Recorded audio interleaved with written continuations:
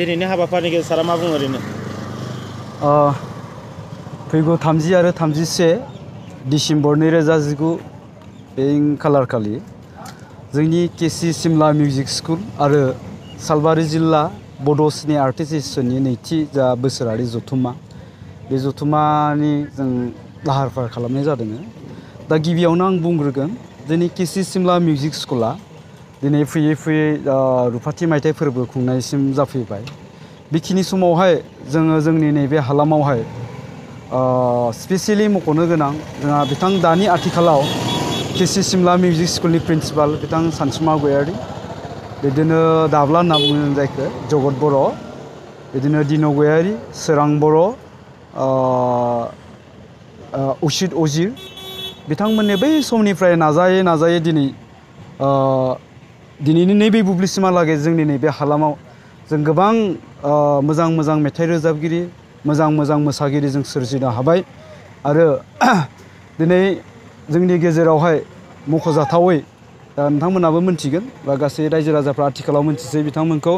दा लैथोमा मुसाहारि, बेबायदिनो जेलसिं बसुमतारी, लाइथुन नार्जारी जोंनि दावगाफुनाय आथिखालाव बर' देंखोगिरि। दा बिथांमोना बेफोर मिउजिक स्कुलनिफ्रायनो मिउजिक स्कुलाव सोलोंनानैनो दिनै सासे दावगाफुनाय रोजाबगिरि जानो हादों। दा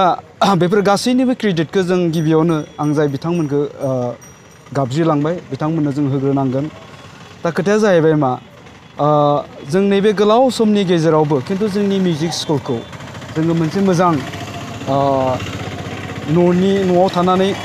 मोनसे मोजां परिबेकनि गेजेरजों जोङो फोरोंबोनो हायाखै। बे जोंनि थाखाय दुखुनांथाव।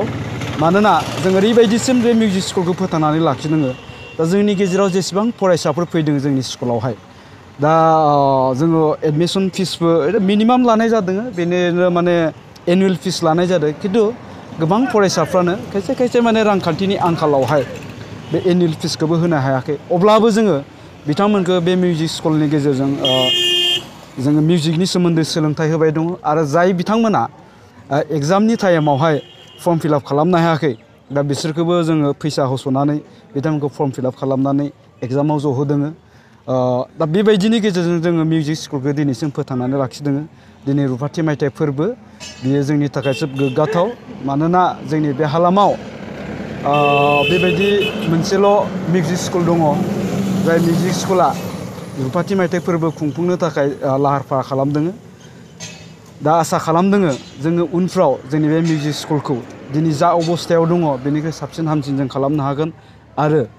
जोंनि सरकार, जिहेथु जोंहा मोनसे गावखुंथायनि मोनसे सरकार दङ, बे सरकारखौ आङो खावलायनो लुबैगोन दे बिथांमोनहा हायोब्ला जोंनो बे केसि सिमला मिउजिक स्कुलनि मुङाव मोनसे स्कुल बिल्डिं होनांगौ। आं बेखिनिखौ बिथांनिसिम खावलायबाय। बिनि उनावहाय बेजों लोगोसेनो जोङो सालबारि जिल्ला बड' सिने आर्टिस्ट एस'सिएशननि जा एनुवेल कनफारेन्स बेखौबो लाफानाय जादों। जोङो नैबे बोसोरावहाय सिगां बोसोरावबो खालामनो, खिन्थु नैबे बोसोराव जोङो निउ इयारजों एसे खाथियाव सोमोन्दो लाखिनानै हाबाफारिखौ लानाय जादों। मानोना जों खोब गाजा गोमजा खुंनो थाखाय जोङो सिन्था खालामदों। मोनानि जिथु कालचार प्रग्राम, हारिमुनि जिथु हाबाफारि, बे जाय माने हारिमु आफादनि मोनसे जथुम हिसाबै जोङो जोंनि जिथु रोंगौथि, जोंनि गथ'फ्रा बेसेबांसिम दावगानो हाखो, बेसेबांसिम रोंखो, दा बेखौ जों रायजो राजाफोरनि थाखाय दिन्थिनो जोङो सिन्था खालामदों। बेनिफ्राय मिउजिक स्कुलाव फरायनाय, जोंनि मिउजिक स्कुलाव फरायनाय आरो खाथि खाला जाय माने फिसा फिसा जायफोर मिउजिक स्कुल दङ, जायफोर मिउजिक एकाडेमिफोर दङ, बे एकाडेमिनि गथ'फोरखौ जोङो इनभाइट खालामनानै क्लासिकेल डेन्स आरो क्लासिकेल सं बेनि कम्पिटिसनबो होनो लानाय जादों बे हाबाफारिनि गेजेरजों। नोंथांमोननि बे सालबारि डिस्ट्रिक्ट बड' सिने आर्टिस्ट एस'सिएशन प्रग्रामाव आलासि महरै नोंथांमोना सोरखौ हांख्रायनाय जादों ओरैनो? जोङो बे गेवलां मेलावहाय डक्टर प्रदीप कुमार ब्रह्म, माने गोरायुं जरहाट मिउजिक स्कुल, दा बिथांखौ जोङो हांख्रायनाय जादों। दा बिथांनिफ्राय जोङो जोंनि गथ'फोरनो, जोंनि फरायसाफोरनो मिउजिकनि सोमोन्दै माखासे खोथा मिथिनानै लानो थाखाय जों बिथांखौ हांख्रायनाय जादों। ओमफ्राय बे गेवलां मेलनि बेखेवगिरि महरै जोंनि जायगानिनो MLA बिथां थानेस्वर बसुमतारी सारखौ बिथाङा गेवलां मेलनि बेखेवगिरि महरै लेंनाय जादों। बेनिफ्राय जोंनि 31 खालार खालि जिथु जोंहा माने क्लासिकेल मिउजिक जिथु कम्पिटिसन, बे कम्पिटिसनावहाय बेखेवगिरि महरै जोंनि बर'नि दावगाफुनाय मिउजिक डाइरेक्टर बिथां गुरु पबित्र बसुमतारी बिथांखौ लेंहरनाय जादों बेनिफ्राय मोनानि कालचारेल श'आव दावगाफुनाय मेथाइ रोजाबगिरि बिनिता बर' लोगोसे गुलजार आजिज 2014 मायथाइ बड' सिनि आर्टिस्ट एस'सिएशननि बानजायनायाव जितु खुंजानाय भइस अफ बड' बे कम्पिटिशननि माने गिबि बान्था मोनगिरि गुलजार आजिज बिथाङा फैगोन बेबायदिनो जोंनि ओनसोलाव जेसेबांखिनि थारमाने आर्टिस्टफोर दङ मिउजिक स्कुलनि गेजेरजों गोबां माने डेन्सआव बिसारत दं भइसआव बिसारत दङ दा बिथांमोन गथ'फोरखौ लानानैनो जोङो बे कालचारेल श'खौ खालामनाय जागोन बे प्रिपारेसनखौ जोङो फैगौ 5 डिसेम्बरनिफ्रायनो जोङो खालामनो थाखाय थियारि जादों जोंनि गथ'फोरनि जितु कालचारेल श'नि जितु प्रिपारेसन बे प्रिपारेसनखौ बे कालचारेल श'नि प्रिपारेसन होननानै बुङोबा जोङो जिहेथु जोङो ओरैनो मेथाइखौ रोजाबबाय थायो मोसानाया मोसाबाय थायो खिन्थु बेबायदि खालामाबालासिनो एसे आनकमन माखासे आर्ट होदेरनानै जोङो मेथाइखौ रोजाबनो हायो नामा माखासे आर्ट होदेरनानै जोङो डेन्सखौ खालामनो हायो नामा बे कनसेप्टखौ लानानै जोङो गोलाव सम लानानै मेथाइ रोजाबनायनि रिहार्सल बेनिफ्राय मोसानायनि रिहार्सल बेखौ माने फैगौ 5 खालारनिफ्राय लानो थियारि जादों। आच्चा जों केसि सिमला मिउजिक स्कुला गोबां बोसोरानो जाबाय दिनै 25 बोसोर आगान सुरगासिनो दङ आरो जों बेखौ रुफाथि मायथाइ हिसाबै फोरबो हिसाबै जोङो खुंनो लादों दा बेहाय खुंनाय लोगो लोगो मोनसे खोथा फैयो रांखान्थिनि खोथा फैयो बे रांखान्थिनि बेलायाव रायजो राजाफोरा एसे अनदों आरो बिथांमोना मदद होनायनि खोथा बुंदोंब्लाबो दा जोङो आसा थिदोंमोन सरकारनिफ्रायबो मायबाफोर अनसुंथाइ होयोब्ला जों बे हाबाफारिखौ फैगौ जितु 30-31 डिसेम्बराव जानो गोनां बे रुफाथि मायथाइनि बे गोग्गोमै लानाय हाबाफारिखौ जोङो मावफुंनो हागौमोन होननानै गोसोआव सानदों आरो बे सम सरकार बा जोंनि बड'लेण्ड बिटिसि सरकारनिफ्राय मायबाफोर अनसुंथाइ होयोब्ला माने जों जोबोद गोजोनगोन जायखिजाया दा बे मिउजिक स्कुलनि हाबाफारि हिसाबै जोङो 25 बोसोराव माखासे माने गांनाय उखैनाय बा मोननाय मोनैनि माखासे बारहुंखानि गेजेरजों सौसिबोनानै जों बे थाखोआव मोनफैदों 25 बोसोराव जोङो